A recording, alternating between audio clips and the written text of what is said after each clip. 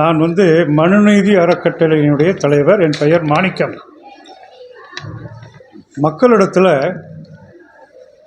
விழிப்புணர்வு 100% எல்லாரும் ஓட்டு போடணும் அப்படிங்கிற ஒரு விழிப்புணர்வு ஏற்படுத்துறதுக்கோசரம் தான் இந்த மீட்டிங் ஏற்பாடு பண்ணி இதை கண்டக்ட் பண்ணணும்.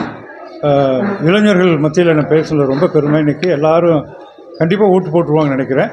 அப்படி ஓட்டு போடும்போது என்ன ஆகும் அப்படின்னு நினைக்கிறேன்னா, நல்ல ஒரு கேண்டிடேட்டை செலக்ட் பண்ணி மத்தியில் ஆட்சிக்கு அனுப்பிச்சோம்னா ஆட்சி சிறப்பாக இருக்கும் அப்படிங்கிற ஒரு நம்பிக்கையில் அதை பண்ணிகிட்ருக்குறோம். என்னுடைய கடைசி காலத்தில் மனுநீதி சோழனுடைய ஆட்சி முறையை தமிழ்நாட்டிலையும் கொண்டு வந்துடணும்னு ஒரு பேராசையில் வேலை செஞ்சிட்ருக்கிறேன். அந்த ஆட்சி முறை வேறு ஒன்றும் இல்லை, அகத்திய மாமுனியே எழுதின ஒரு ஆட்சி முறை.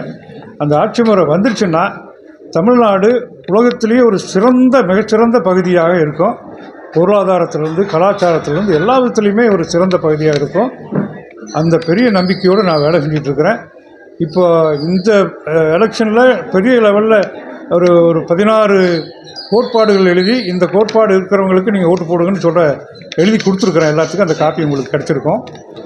அடுத்த எலெக்ஷனுக்குள்ளே அந்த விழிப்புணர்வை இன்னும் பெருசாக கொண்டு போகலான்னு திட்டம் போட்டு வச்சுருக்கிறோம்.